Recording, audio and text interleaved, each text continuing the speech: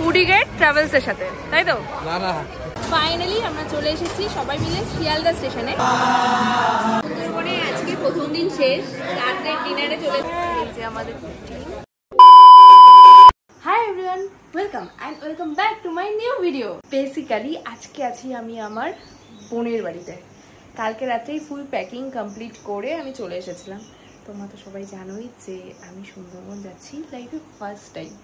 But interesting হলো যে আমি যাচ্ছি, এটা আমার বাড়িতে ফ্যামিলির সবাই জানে, কিন্তু আজকে আমি আমার বোনকে নিয়ে যাচ্ছি আর সেটা কিন্তু আমার বাড়িতে জানে না।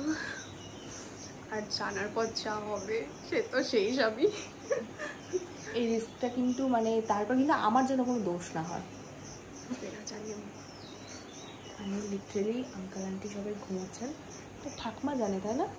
শুধু ঠাকুমা জানে। তো আঙ্কেল আন্টিকে ম্যানেজ করার দায়িত্ব পুরোটাই ঠাকুমা। অলরেডি 4:45 বেজে গেছে, আমরা অলরেডি লেট।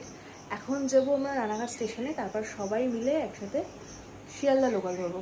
তো রানাঘাট শিয়ালদা লোকাল ধরবো, তো বেশি দেরি না করে চলো লেটস গো। শিয়ালদা স্টেশনে গিয়ে দেখি অলরেডি সবাই চলে এসেছে, আমরাই late. Good morning. Good morning. মনের মধ্যে যেমন এক্সাইটমেন্ট ছিল তেমন ছিল মারাত্মক গরম। আর এই টোটাল ট্রিপটা অর্গানাইজ করেছিল আমাদের সবার প্রিয় ফুডিগেট শুভজিৎ। ফাইনালি আমরা চলে এসেছি সবাই মিলে শিয়ালদা স্টেশনে।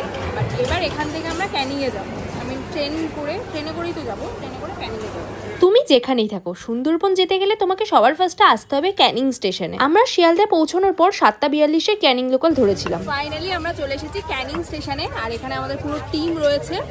অ্যান্ড এরা ডিসাইড করছে যে এখান থেকে কীভাবে কী যাওয়া হবে। আমি ব্যাপারটা ডিটেলসে জানি না, আমার থেকে লাভও নেই। আর এই হলো আমাদের ফুল টিম।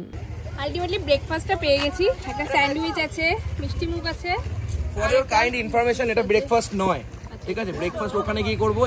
এটা শুভজিতের সাথে যাচ্ছে, এটা নতুন কিছু হবে না, হতে পারে, তাই এপিক বাইট স্পেশাল। আমরা একটুখানি জাস্ট মানে খাওয়ার আগে একটু খাওয়া আর কি। খাওয়াই ধর্ম না, খাওয়াই ধর্ম, খাওয়াই কর্ম, খাওয়াই জীবন। আমরা তাহলে খেতে খেতে অটোতে যাবো, গিয়ে দেখি কোথায় নিয়ে যাই। আলটিমেটলি আমি কোনো ইনফরমেশনই জানি না, কোনো ইনফরমেশনই জানি না, ব্ল্যাঙ্ক ইনফরমেশন নিয়ে আমি যাচ্ছি। আমার কাছে আপাতত কৃষাণুদার গিটারটা রয়েছে। আমরা অটো থেকে নেমে গেছি, সামনে লঞ্চের দিকে যাচ্ছি। অলরেডি আমরা মানে এতটাই আমি ভিডিওর চক্করে পিছিয়ে পড়েছি, সবাই আগে চলে গেছে। তো যদি যাই লঞ্চে উঠে। বাই দ্য ওয়ে লঞ্চটার নাম বললো, ফুডিগেট ফোন করেছিল, ফোন করে বললো যে লঞ্চটার নাম মা তারা লঞ্চ। সত্যি বলতে আমি রিল্যাক্সে ঘুরতেই গেছি, আর কোনো ইনফরমেশন লাইক কোথায় যাব, কি করব, কি খাবো, সেইগুলো না আগে থেকে গ্যাদার করলে আমার এনজয়মেন্টটা কোথাও না কোথাও গিয়ে রিডিউস হয়ে যায়। তাই গ্রুপের কোনো ইনফরমেশনে আমি আগে থেকে পড়ি। লঞ্চে ওঠার পরেই আমাদের ব্রেকফাস্ট দিয়ে দিয়েছিল, 2টো করে লুচি, আলুর দম আর একটা করে রসগোল্লা। বিশ্বাস করো ফেসবুক ভিডিওর ক্লিপ নিতে গিয়ে আমার এই লং ভিডিওর জন্য ক্লিপ নেওয়া ভুলেই গেছিলাম। আর ব্রেকফাস্ট শেষ করতে না করতেই চলে এসেছিলো গরম গরম নরম নরম আমুদি মাছ ভাজা। আমি না লাইফে এটা ফার্স্ট টাইম খেলাম, টেস্টটা আমার বেশ লেগেছে। এখন আমরা যাচ্ছি, মানে এই জায়গাটার নাম হচ্ছে গোসাবা, আর আমরা যাচ্ছি হ্যামিল্টন সাহেবের পুরো বাড়িতে, তাই তো? পুরো বাড়ি, মানে যেটা আর কি নিজের বাড়ি। আমাদের অর্ধেক টিম সবসময় আগেই চলে যায়, আমি ভিডিওর চক্করে সবসময়, ভিডিও ফটোর চক্করে সবসময় লাস্ট হয়ে যায়।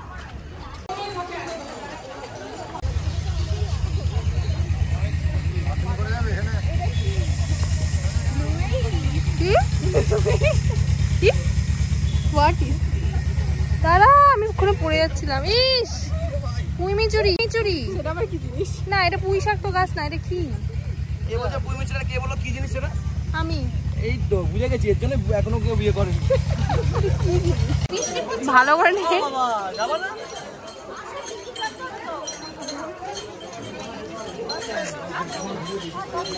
হ্যামিল্টনের বাড়িতে গরু, ছাগল আর ফ্রিতে গোবর ছাড়া আর কিচ্ছু দেখতে পারিনি। তারপর এসেছিলাম গোসাবার এই বাংলো বাড়িতে। এখানে বেসিক্যালি ঢুকতে গেলে তোমাকে 10 টাকা দিয়ে টিকিট কেটে তাই ঢুকতে হবে।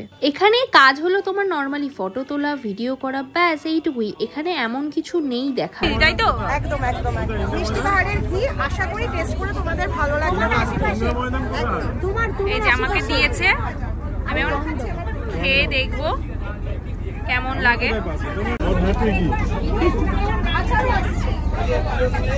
ভীষণ টেস্টি। এই যে ঘি আচার এগুলো প্রতিদিন নিজের হাতে বানানো, এগুলো দিয়ে লাঞ্চ শুরু করলো। পরে ইলিশ মাছ, গলদা চিংড়ি, চাটনি, পাঁপড়, মিষ্টি সবকিছুই ছিল। ফুডি গ্রেটের সাথে এসে যে খাবার দাবার স্পেশাল হবে না, এটা কি হতে পারে বলো? আমাদের লাঞ্চ করা কমপ্লিট আজকে প্রথম দিনের। সত্যি এত টেস্টি টেস্টি খাবার খেয়েছি যে এখন আর মানে কোনো কিছু আর ভালো লাগছে না। এবার আমরা রুমে যাব, মানে হোটেলে যাব, বাট তার আগে এই পুরো নদীর লঞ্চের একদম ধারে বসে খাওয়া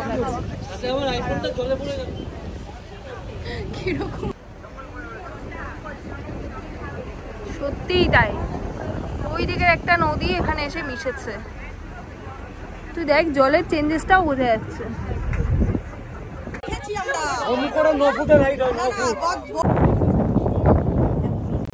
ফাইনালি রুম পেয়ে গেছি, আস্তে আস্তে সাত। এবার আমরা যাচ্ছি, চল আমাদের রুম। এই ঘর নোংরা করবি না, হ্যাঁ নোংরা করবি না।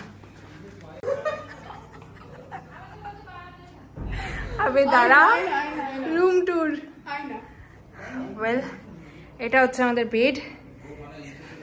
এখানে অলরেডি কেটেল রয়েছে, চা খাওয়ার জন্য গ্লাস আছে, একটা ড্রয়ার আছে, তার সাথে এই হচ্ছে আর আমাদের একটা কভার দিয়েছে,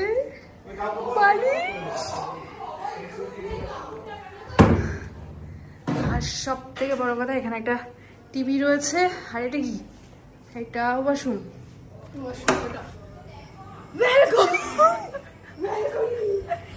পাগল হয়ে গেছে ও, পুরো পাগল হয়ে গেছে। এসি চলছে, বন্ধ কর। আচ্ছা, সব থেকে মোস্ট ইম্পর্টেন্ট এটা হচ্ছে আমাদের washroom. Oh my God, what a premium room, seriously. সন্ধ্যাবেলা স্ন্যাক্সে ছিল গরম গরম পকোড়া আর গরম গরম কফি, মানে বলতে পারো অসাধারণ টেস্ট ছিল। আর ফুডি গ্রেটের সাথে এসেছি, খাবার দাবার তো স্পেশাল হবেই, তাই না? যাই হোক, সন্ধ্যাবেলায় কফি পকোড়ার সাথে ছিল নাচ গান, নিজেদের মধ্যে পরিচয় পর্ব। সবশেষে আমরা চলে গেছিলাম ডিনারে।